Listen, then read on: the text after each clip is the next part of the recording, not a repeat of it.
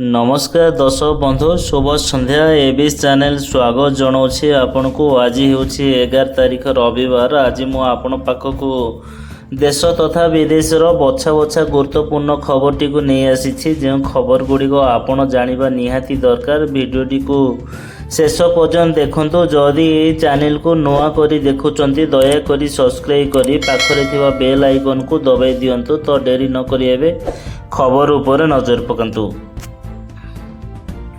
आजिर प्रथम अपडेट रही हर घर तिरंगा अभियान में सामिल होगाकू ओडिशावासी को मुख्यमंत्री अनुरोध करिसेंती। सोशल मीडिया एक्स रे मुख्यमंत्री श्री मोहन चरण माझी राज्यवासी को वीडियो वार्ता जगे यह अभियान में जोगदेवाई मु अनुरोध करी आमर जातीय पताका आम एकता संहति और भातृभावर प्रतीक अटे। आगामी अगस्ट 15 दिन आम स्वाधीनतार 77तम वर्ष पूर्ति पालन करवा। यही अवसर में भारतर यशस्वी प्रधानमंत्री श्री नरेंद्र मोदी जी समस्त को हर घर तिरंगा अभियान में सामिल हो देश प्रति निजर भावना को जागृत एवं जीवंत करने को अनुरोध करिसेंती। प्रत्येक देशवासी को जातीय पताकार महत्व को उपलब्ध कराइबा यही अभियान उद्देश्य अटे। समस्त ओडिशावासी को यह अभियान में जोग देवाई मु अनुरोध करुछि। समस्ते निज घरे जातीय पताका उत्तोलन करंतु एवं निजर सेल्फी हरघरतिरंगा.com रे अपलोड करंतु। परवर्ती अपडेट रही एवं राज्य में आलू आमदानी को नहीं दुरवस्था जारी थिबा बेले जोगाण मंत्री को विभिन्न समय विभिन्न मंतव्य जनता को अतिष्ट करिछि। आलू समस्या को समाधान करने को ए सरकार समर्थ नुहे बोली टार्गेट करी कहिसेंती बीजेडी विधायक प्रमीला मल्लिक। से कहिसेंती विगत किछि दिन धरी राज्य में आलू समस्या लागी रही हेले मंत्री सबुबले कहउछंती खूब शीघ्र समस्या समाधान हेबो बोली। केतेबेले उत्तर प्रदेश रो आलू आनिबा कथा कहउछंती तो केतेबेले बिहार रो आसीबा कथा कहउछंती हेले केउठी भी आनिबार व्यवस्था करूनांती। बीजेपी सरकारଙ୍କର लोकों समस्या प्रति खातिर नहीं। ए समस्यार समाधान पई 15 दिन भितर भी हेबा भली लागू नहीं। तेणु ए समस्यार समाधान पई सरकार गंभीर हेबा उचित। व्यवसायिक उपरे आईनगत कार्यानुष्ठान नहीं एसमा लागू करी बाजार को नियंत्रण करने को सरकार को दाबी करिछि बीजेडी। अपडेट रही संबलपुर जिलार विभिन्न अंचल बणुआ हाथी उपद्रव थमिबार नाम नेउनथिबा बेले गतकाली राति रे पुनर्बार हाथी उपद्रव जोगु चाष नष्ट हो जाइछि। जोजुमुरा ब्लॉक अंतर्गत नुआ बरंगामाल पंचायतर ब्राह्मणीपाली और कुमुका ग्राम में बणुआ हाथी उपद्रव धान फसल में रुआ होइथिबा धान पला गुड़िक नष्ट करिथिबा बेले गतकाली विलंबित राति रे पुनर्बार कुमुका ग्राम में 9 जन चाषी को प्राय 5 एकर चाष जमी रुआ जाइथिबा धान पला गुड़िक हाथी नष्ट कर देइछंती।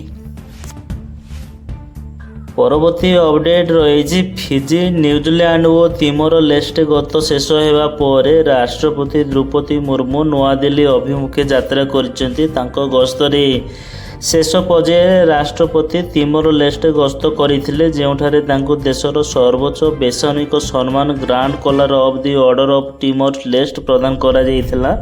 राष्ट्रपति मुर्मू गतकाली राजधानी दिल्ली रे तिमोर लेस्ट राष्ट्रपति और प्रधानमंत्री सह द्विपाक्षिक आलोचना करथिले। उभय देश पारस्परिक सहयोग पई 3टी बुझामणा पत्र स्वाक्षर करिसेंती। तिमोर लेस्टर अध्यक्ष जॉस राम्स हटा और पालोसियो नब्रोडी लोहान ठारे राष्ट्रपति मुर्मू को सम्मान एक भोजर आयोजन करथिले। राष्ट्रपति मुर्मू भारत एवं तिमोर लेस्ट संपर्क वृद्धि सह दिल्ली दिल्ली संपर्क को प्रोत्साहित करने उपर गुरुत्वारोप करिसेंती।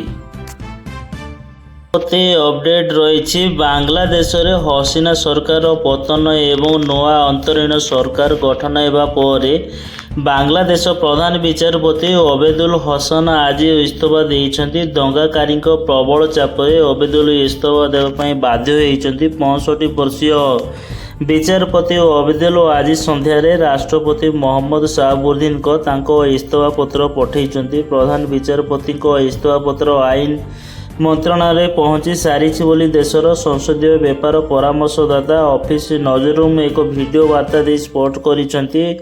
ଆଜି ସକାଳୁ ଦଙ୍ଗାକାରୀମାନେ ସୁପ୍ରିମକୋର୍ଟକୁ ଘେରିଯିବା ସହ ପ୍ରଧାନ ବିଚାରକ ଚରମ ଚେତାବନୀ ଦେଇ କହିଥିଲେ ଯେ ଯଦି ଏବଂ ସୁପ୍ରିମକୋର୍ଟର ଅନ୍ୟ ବିଚାରପତି ଇସ୍ତଫା ନ ଦିଅନ୍ତି ତେବେ ସେମାନେ ସେମାନଙ୍କ ଘର ଭଙ୍ଗାରୁଜା କରିବେ। ଦଙ୍ଗାକାରୀଙ୍କୁ ସୁପ୍ରିମକୋର୍ଟ ପରିସରରୁ ବାହାର କରିବା ଦିଗରେ ପୁଲିସ କୌଣସି ପଦକ୍ଷେପ ନ ନେବା ମଧ୍ୟ ବିସ୍ମୟ ସୃଷ୍ଟି କରିଛି। ପରିସ୍ଥିତି ଅଧିକ ବିଗିଡ଼ି ଯିବାରୁ ପ୍ରଧାନ ବିଚାରପତି ଗଣମାଧ୍ୟମରେ କହିଛନ୍ତି ଯେ ସେ ସୁପ୍ରିମକୋର୍ଟର ବିଚାରପତି ଏବଂ ଦେଶବ୍ୟାପୀ ଅନ୍ୟ ନିମ୍ନ ଅଦାଲତର ବିଚାରପତିଙ୍କ ସୁରକ୍ଷା ଦୃଷ୍ଟିରୁ ସେ ଇସ୍ତଫା ଦେଇଛନ୍ତି।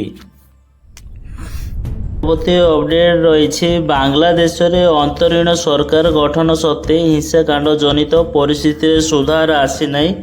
ବିକ୍ଷୋଭକାରୀମାନେ ସଂଖ୍ୟାଲଘୁ ହିନ୍ଦୁ ଏବଂ ଖ୍ରୀଷ୍ଟିଆନଙ୍କ ଉପରେ ଅତ୍ୟାଚାର ଜାରି ରଖିଛନ୍ତି। ଘରଦ୍ୱାରଠାରୁ ଆରମ୍ଭ କରି ମନ୍ଦିର ପର୍ଯ୍ୟନ୍ତ ସବୁକିଛି ଜାଳିପୋଡ଼ି ଦିଆଯାଉଛି। ଏଭଳି ପରିସ୍ଥିତିକୁ ରକ୍ଷା ପାଇବା ପାଇଁ ଏବଂ ନିଜ ପରିବାର ଲୋକଙ୍କ ଜୀବନ ବଞ୍ଚାଇବା ଉଦ୍ଦେଶ୍ୟରେ ହଜାର ହଜାର ସଂଖ୍ୟକ ବାଂଲାଦେଶୀ ହିନ୍ଦୁ ପରିବାର ଏବେ ଭାରତ ଉମା ସାଜିଛନ୍ତି। ଏମାନେ ଭାରତର ଶରଣ ନେବା ଲକ୍ଷ୍ୟରେ ଭାରତ ବାଂଲାଦେଶ ସୀମାରେ ଆସି ପହଞ୍ଚିଛନ୍ତି, କିନ୍ତୁ ଏମାନଙ୍କ ଭାରତ ପ୍ରବେଶ ପାଇଁ ମୁଖ୍ୟ ବାଧକ ସାଜିଛନ୍ତି ଭାରତୀୟ ସୀମା ସୁରକ୍ଷା ବଳୟ ଯବାନ। ଏମାନଙ୍କୁ କୌଣସି ପରିସ୍ଥିତିରେ ମଧ୍ୟ ଭାରତରେ ପ୍ରବେଶ କରାଇ ନ ଦେବା ଲାଗି ସତର୍କ ସଜାଗ ରହିଥିବା ବିଏସ୍ ଯବାନ ଏମାନଙ୍କୁ ସୀମା ରେଖାରେ ହିଁ ଅଟକାଇ ରଖିଛନ୍ତି। ତେବେ ଏହି ସମୟରେ ଜଳାଶୟ ଭିତରେ ରହି ଭାରତକୁ ପ୍ରବେଶ ଅନୁମତି ଦେବା ଲାଗି ଯବାନଙ୍କୁ ଆକୁଳ ନିବେଦନ କରୁଥିବା ବାଂଲାଦେଶୀମାନେ କରୁଣ ଚିତ୍କାର କରୁଛନ୍ତି। ପରବର୍ତ୍ତୀ ଅପଡେଟ୍ ରହିଛି କ୍ଷମତାରେ ଥିବାବେଳେ ବିଜେଡି ସୁପ୍ରିମୋ ନବୀନ ପଟ୍ଟନାୟକଙ୍କୁ ଦେଖା କରିପାରୁନଥିଲେ ଦଳୀୟ ନେତା, ହେଲେ କ୍ଷମତାରୁ ଯିବା ପରେ ଏବଂ ମମତା ମହନ୍ତଙ୍କ ବିଜେଡି ଛାଡ଼ି ବିଜେପିରେ ମିଶିବା ପରେ ଦଳକୁ ଭୟ ଘାରିଛି। ଆଉ ଏବେ ନବୀନ ନିବାସରେ ଦଳୀୟ ନେତାଙ୍କ ସାହାଣ ମେଲା ଚାଲିଛି। ପ୍ରାୟ ପ୍ରତିଦିନ କେଉଁଠି ନା କେଉଁଠି ନେତା ଆସୁଛନ୍ତି, ବିଜେଡି ସୁପ୍ରିମୋଙ୍କୁ ଭେଟୁଛନ୍ତି।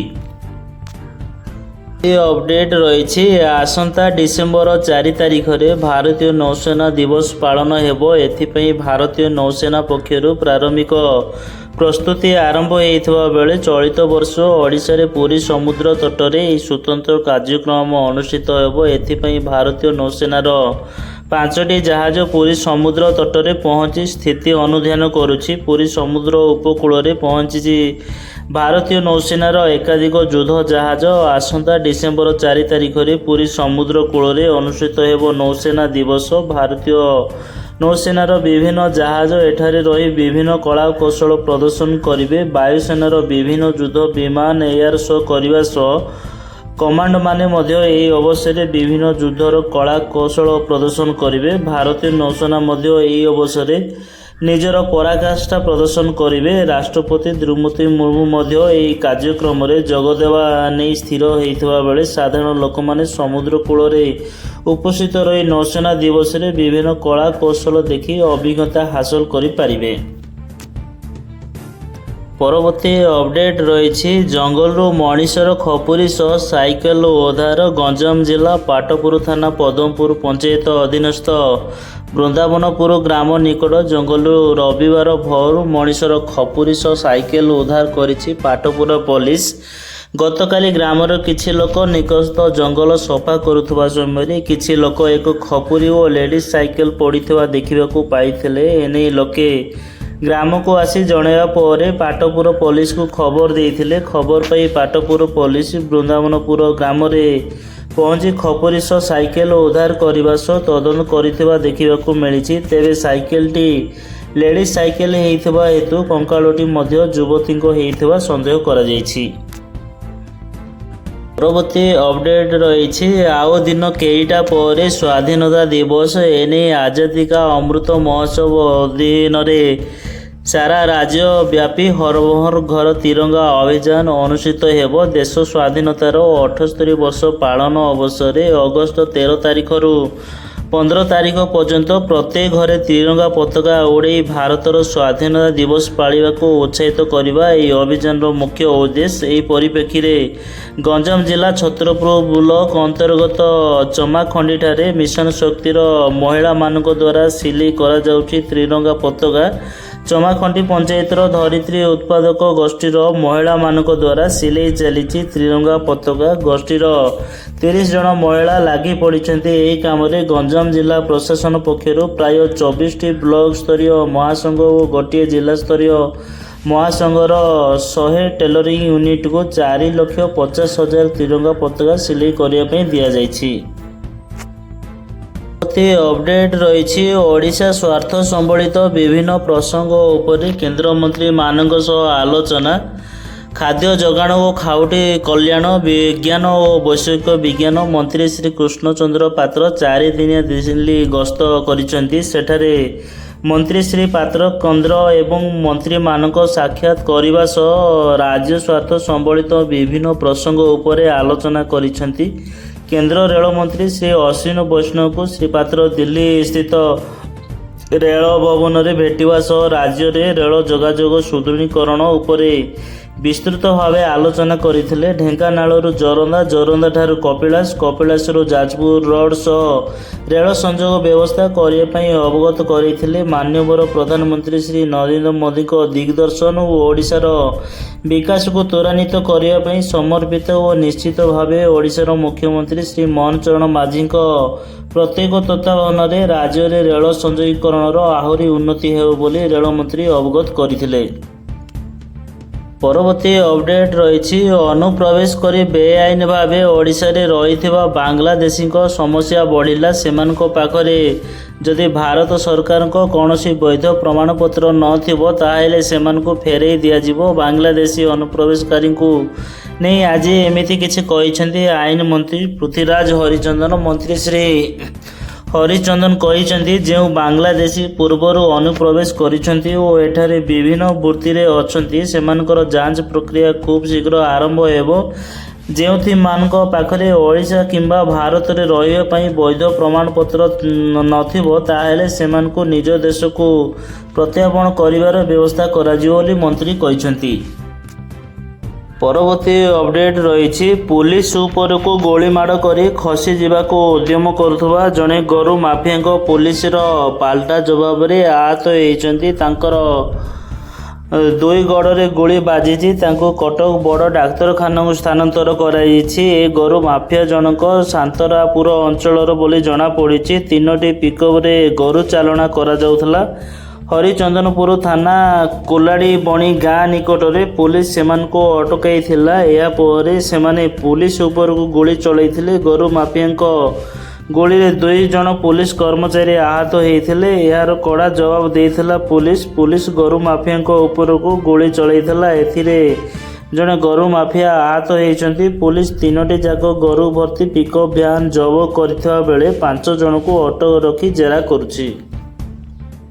ପରବର୍ତ୍ତୀ ଅପଡେଟ୍ ରହିଛି ପ୍ରକୃତିର ସନ୍ତାନ ଆଦିମ ଅଧିବାସୀ। ପ୍ରକୃତିକୁ ଭଲ ପାଉଥିବା ମୂଳ ଅଧିବାସୀ ଆଜି ବି ପ୍ରାକୃତିକ ପରିବେଶକୁ ଜାବୁଡ଼ି ଧରିଛନ୍ତି। ବିଜ୍ଞାନ ଯେତେ ଅଗ୍ରଗତି କଲେ ମଧ୍ୟ ସେମାନେ ନିଜ ପରମ୍ପରା ଓ ସଂସ୍କୃତିକୁ ବଜାୟ ରଖିଛନ୍ତି। ପାହାଡ଼ ଉପରେ ଡଙ୍ଗରେ ବାସ କରନ୍ତି। ଅତ୍ୟନ୍ତ ସରଳ ଓ ନିରାଡ଼ମ୍ବର ଜୀବନଯାପନ କରନ୍ତି। ଜଳ, ଜଙ୍ଗଲ ଓ ଜମିର ସୁରକ୍ଷା ପାଇଁ ଅହରହ ସଂଗ୍ରାମ କରୁଛନ୍ତି। ଆମେ କଥା କହୁଛେ ରାୟଗଡ଼ା ଡଙ୍ଗର ଆଦିମ ଅଧିବାସୀଙ୍କ ଜୀବନ କାହାଣୀ। ପ୍ରକୃତିର ପ୍ରଥମ ସନ୍ତାନ ଆଦିମ ଜନଜାତି ଡଙ୍ଗରିଆ କନ୍ଧମାନେ ଏବେ ପର୍ଯ୍ୟନ୍ତ ସେଠି ରହି ଜଙ୍ଗଲ ସୁରକ୍ଷା ଦେଉଛନ୍ତି। ପରବର୍ତ୍ତୀ ଅପଡେଟ୍ ରହିଛି ନକ୍ସଲ ଏବଂ ଯବାନଙ୍କ ମଧ୍ୟରେ ଜାମ୍ମୁ କାଶ୍ମୀର ଅନ୍ତନାଗଠାରେ ଚାଲିଛି ଘମାଘୋଟ ଲଢ଼େଇ। ଘଟଣାସ୍ଥଳରେ ସୁରକ୍ଷା ବାହିନୀ ଏବଂ ଆତଙ୍କବାଦୀଙ୍କ ମଧ୍ୟରେ ଗୁଳି ବିନିମୟ ଜାରି ରହିଛି। ଏନକାଉଣ୍ଟରରେ 2 ଯବାନ ଆହତ ହୋଇଥିବା ଜଣାପଡ଼ିଛି। ଏହି ସମୟରେ ଆତଙ୍କବାଦୀମାନେ ଗୁଳି ଚଳାଇଥିଲେ ଯାହାର ପାଲଟା ଜବାବ ଦେଇଥିଲେ ଭାରତୀୟ ସୁରକ୍ଷା ବାହିନୀ। ଆଜିର ଶେଷ ଅପଡେଟ୍ ରହିଛି ଯାଜପୁର ଜିଲ୍ଲା ଏକ ବିକଶିତ ଜିଲ୍ଲା ଭାବରେ ପରିଚିତ। ବାସ୍ତବ କ୍ଷେତ୍ରରେ ଓଲଟା କେବଳ କାଗଜ କଲମରେ ସୀମିତ ରହିଛି। ଏହି ଜିଲ୍ଲା କେତେ ବିକଶିତ ତାହା ସୁକିନ୍ଦା ଖଣି ଅଞ୍ଚଳରେ ଏକ ଦୃଷ୍ଟାନ୍ତ ଦେଖିବାକୁ ମିଳିଛି। ଦାରିଦ୍ର୍ୟ ସୀମାରେଖା ତଳେ ଥିବା ନିମ୍ନ ବର୍ଗର ପାଇଁ ଯୋଜନା 7 ସ୍ୱପ୍ନ। ସେମାନେ ଯୋଜନା କ'ଣ ଜାଣନ୍ତି ନାହିଁ କି ସରକାରୀ ଧଳା ହାତୀ ନେତା ଓ ବଡ଼ ପଣ୍ଡାମାନେ ଗରିବ ଉପରେ ଦାଉ ସାଧୁଛନ୍ତି। ନିମ୍ନ ବର୍ଗ ପାଇଁ ଉଦ୍ଦିଷ୍ଟ ଯୋଜନାଗୁଡ଼ିକ କଳାକୁ ଧଳା କରି ଦଳୀୟ କର୍ମୀମାନେ ହାତେଇ ନେଉଛନ୍ତି। ନିମ୍ନ ବର୍ଗର ଲୋକମାନେ ମୁଣ୍ଡ ଯେଉଁ ନୁଖୁରାକୁ ସେହି ନୁଖୁରା। ବେକାର ଯୁବକ ଯୁବତୀମାନେ ଜିଲ୍ଲାରେ ଥିବା ଶିଳ୍ପ କାରଖାନା ଖଣିମାନଙ୍କରେ ଚାକିରି ମିଳୁନାହିଁ। ଯେଉଁ ଚାକିରି ମିଳୁଛି ତାହା ଶ୍ରମିକ। କାରଖାନା ଖଣି ମାଲିକମାନେ ଯେଉଁ ଚାକିରି ଦେଉଛନ୍ତି ଠିକାଦାର ମାଧ୍ୟମରେ, ଠିକାଦାରମାନେ ଅଧିକାଂଶ ନନ୍ ଓଡ଼ିଆ ବିଭିନ୍ନ ଆଳ ଦେଖାଇ ଶ୍ରମିକମାନଙ୍କୁ ଛଟି କରାଯାଉଛି। ଅଧିକାଂଶ ଗ୍ରାମକୁ ରାସ୍ତାଘାଟର ଅବସ୍ଥା ଶୋଚନୀୟ। ଏପରି ଅବସ୍ଥା ସମଗ୍ର ଜିଲ୍ଲାରେ ଦୃଶ୍ୟପଟ ଦେଖିବାକୁ ମିଳୁଛି। ଯୋଜନାରୁ ଦୂରରେ ଗରିବ ଜୁଆଙ୍କ ପରିବାର କ୍ଷେତ୍ରରେ ଦେଖାଯାଇଛି ଏକ ହୃଦୟ ଫାଟିଗଲା ଭଳି ଦୃଶ୍ୟ। 5 ଦିନ ହେଲାଣି ଜ୍ୱରରେ କମ୍ପୁଛି 15 ମାସର ଶିଶୁପୁତ୍ର ବିଶୁ। ଖରାବେଳେ ଜ୍ୱର କମୁଛି, ହେଲେ ସକାଳୁ ସଞ୍ଜ ତା ଦେହରେ ଖଇ ଫୁଟିଲା ଭଳି ଯନ୍ତ୍ରଣା ରହିଛି।